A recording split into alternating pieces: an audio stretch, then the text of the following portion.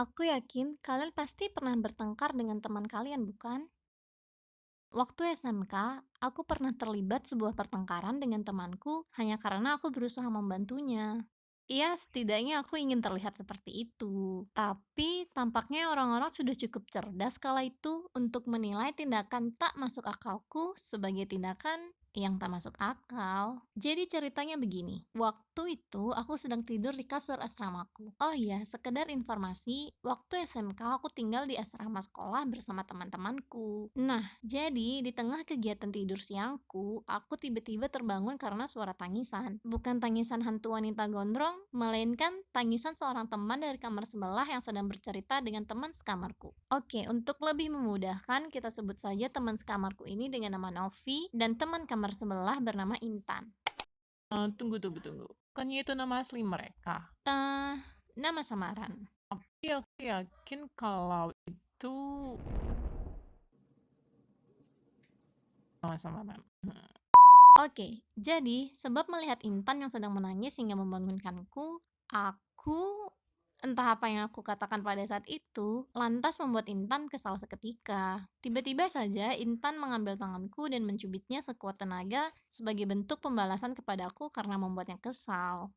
Aku awalnya tidak merasakan sakit, tapi lama-kelamaan aku tidak tahan. Sebenarnya jika pada saat itu aku mengaku sakit, Intan akan melepaskan tanganku. Tapi karena pada saat itu aku merupakan anak SMK dengan ego tinggi, aku menolak menyerah. Aku menolak mengaku sakit. Bukannya meminta maaf karena membuat Intan kesal, aku malah balik mencubit tangannya dengan keras. Kami pun akhirnya saling mencubit untuk beberapa saat. Dan pada suatu titik, Intan melepas cubitan tangannya karena merasa kesakitan oleh cubitanku. Segera setelah ia melepas cubitannya, aku juga ikut melepas cubitanku. Di tanganku, bekas cubitan Intan tak begitu parah meskipun dia yang lebih dulu mencubitku. Sedangkan di tangan Intan, bekas cubitanku lebih kentara. Luka berbentuk garis yang cukup dalam hingga memerah di bagian tengahnya.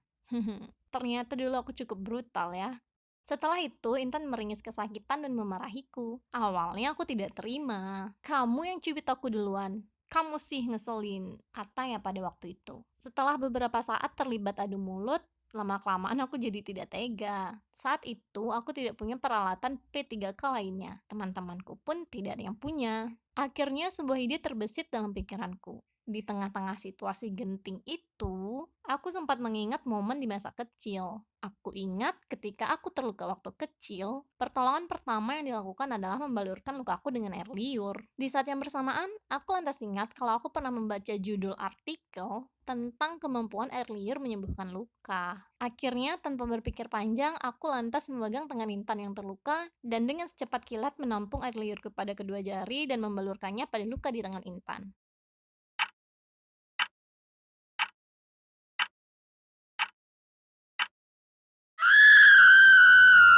Ya, akhirnya tindakanku itu membuat Intan semakin marah. Setelah itu, Intan langsung berlari kembali ke kamarnya. Supaya aku tidak disalahkan, aku segera mencari artikel di internet tentang kemampuan air liur menyembuhkan luka. Saat membuat video ini, aku tidak bisa menemukan artikel yang kubaca waktu itu. Namun, sebatas yang aku ingat, kalimat dari artikel yang aku baca waktu itu kurang lebih berbunyi seperti ini. Berdasarkan penelitian yang dilakukan oleh para ilmuwan, air liur dapat menyembuhkan luka. Maka tidak heran kalau hewan menjelati luka mereka. Dalam rangka membela diriku, aku hanya membaca keras penggalan kalimat pertama saja. Sedangkan kalimat setelahnya aku abaikan untuk menghindari murka susulan. Tapi ludahmu ada busa putih-putihnya. Hmm. Iya, usaha itu ternyata tidak berhasil membuat Intan mewajarkan tindakanku. Waktu itu, ia bahkan sempat menculik bonekaku sebagai upaya balas dendam. Namun, pada akhirnya kami berdamai berkat kerendahan hatiku. Hanya bercanda. Pada akhirnya kami berdamai dengan cara membiarkan masalahnya memudar bersama waktu. Oh ya, kalau kalian bertanya-tanya apa yang dilakukan teman-temanku pada saat kami bertengkar, iya kalau aku tidak salah ingat mereka tertawa. Iya, tidak semua, tapi beberapa. Sebagian malah tidak peduli.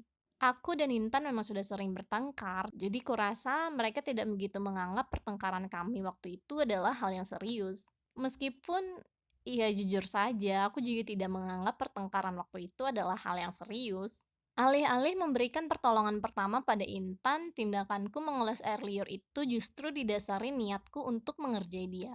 Dan artikel yang aku temukan di internet hanya merupakan senjata untuk membela diri. Astaga. Maaf ya Intan. Tapi ya, hubunganku dengan Intan memang sudah baik-baik saja. Setelah kejadian itu, bahkan kami tetap terlibat pertengkaran-pertengkaran kecil. Namun, kami tetap berteman. Ketika kuliah pun, aku sering menginap di kosnya meskipun kami beda universitas. Astaga, aku sepertinya memang tidak tahu malu. Tapi ya, terima kasih Intan. Oh iya, setelah aku menyelesaikan video ini, aku baru ingat kalau waktu itu Intan bukan mencubit tanganku, tapi menancapkan ujung jempolnya seperti ini. Dan aku juga membalasnya dengan melakukan hal yang sama padanya. Oleh sebab itu, luka yang tercipta adalah luka satu garis. Terima kasih sudah menonton.